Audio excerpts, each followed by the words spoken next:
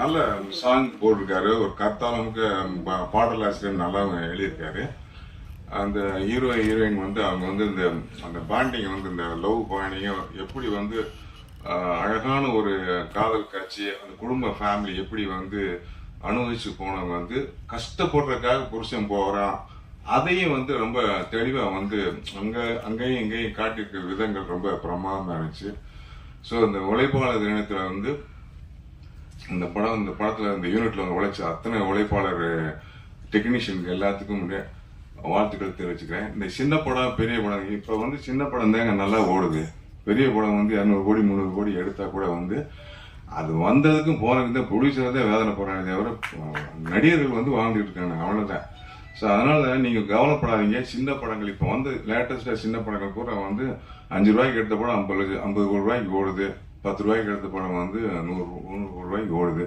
வெளிமாநிலத்தில் இருக்க படம் கூட நல்லா ரசிக்கிறாங்க சின்ன படத்தை கூட. அதனால நீங்க தைரியமா இந்த உழைப்பாளருக்கான படம் வந்து மிகப்பெரிய வெற்றி அடையும் என்று கூறிக்கொண்டு வாழ்க்கை. அதை ஒரு தியேட்டர்ல 100 ரூபாய்க்கு வைக்கிறாங்க, 25 ரூபான்னு வச்சுக்கோம். அதை ஒரு தியேட்டர்ல 100 ரூபாய்க்கு 400 ரூபாய்க்கு விற்கிறாங்க. இதை வந்து அரசு கேட்க முடியாது, அவங்க இடத்துல அவங்க விற்கிறாங்க அப்படின்னா அப்போ அரசு ஏன் வந்து விவசாயியோட அரிசி விலையம் நெல் விலையம் தீர்மானிக்குது? ஏன் கரும்போட விலைய அரசு தீர்மானிக்கணும்? அதை விட மிகப்பெரிய உழைப்புல இது வந்து சோளப்பொரி ஒரு மிஷின்ல போட்டா ரெடி ஆயிடும் 5 நிமிஷத்துல. ஆனா ஒரு கரும்பையும் ஒரு நெல்லையும் உருவாக்கக்கூடிய விவசாயிக்கு எவ்வளவு பெரிய வழிகள் இருக்கும்.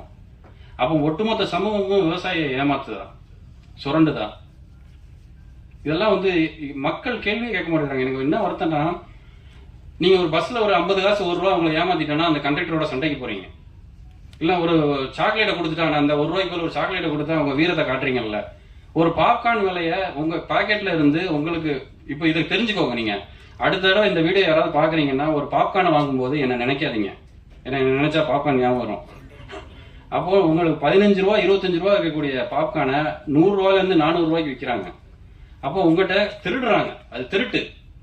அப்படிங்கும் போது நீங்க கேள்வி கேட்க மாட்டேங்கிறீங்க? அந்த திரையரங்க புறக்கணிங்க, அந்த இடத்துக்கு போகாதீங்க. நீங்க அது ஒரு சோசியல் மீடியா இருக்குல்ல, இன்னைக்கு மிகப்பெரிய பலமே சோசியல் மீடியா தான். போட்டோ எடுத்து போடுங்க, இந்த மாதிரி திருடுறாங்க, ஒரு 25 ரூபா பாப்கார்னை 400 ரூபாய்க்கு விற்கிறாங்க. இது அரசு தலையிடலாம். இல்ல அப்படி அதுல தலையிடக்கூடாதுன்னா இங்க விவசாயிகள் உற்பத்தி பொருளை தலையிடக்கூடாது. ஒண்ணு அங்க நீங்க போல அப்படின்னா ஒரு விவசாயி அவன் நிலத்துல நினைக்கிறத அவன் விளைச்சி வச்சுக்கலாம், அவங்க விளை வைக்கலாங்கிறதா நினைக்கணும். அப்படிதான் ஒரு இதா இருக்கணும். இதுவும் அரசு கவனத்துக்கு கொண்டு சொல்லிடுறேன். இப்போது 96 பட தயாரிப்பாளர் அவர்கள் அரசு வந்து இருசக்கர வாகனத்துக்கு 10 ரூபா வாங்க சொல்லுது. அதை வந்து தமிழ்நாட்டில் எத்தனை தேட்டர்ல பின்பற்றாங்க? அதுக்கு தான் அரசு திரையரங்க உறுப்பு சத்தியம் தேட்டர்ல வாங்குறாங்க. இல்ல சார், அது இது ஒரு விவாதமா நம்ம பண்ணல. நம்ம அது ஒரு ஆர்குமெண்ட்டை கொண்டு வந்து இதை நம்ம அரசு கொண்டு போவோம். இல்ல சார், அதுல நிறைய அரசு திரையரங்கத்தை நடத்துறதே அரசியல்வாதிகள் தான். அதனால அதுக்கு தீர்வு அரசியல் தான். இப்போ 96 தயாரிப்பாளர் அவர்கள் இந்த உழைப்பாளர் தினர் வந்து நீங்க எனக்கு என்ன பண்ணுவீங்க? கண்டிப்பா 10 நண்பர்கள் நாளைக்கு ஒரு செய்தி போடுவீங்க, அவ்வளவுதான். தயவுசெய்து என்னன்னா இங்க ரொம்ப கம்மியாக தான் வந்திருக்காங்க. ஒரு 30-40 பேர் தான் வந்திருக்காங்க. கிட்டத்தட்ட 350 பேர் இருக்காங்க.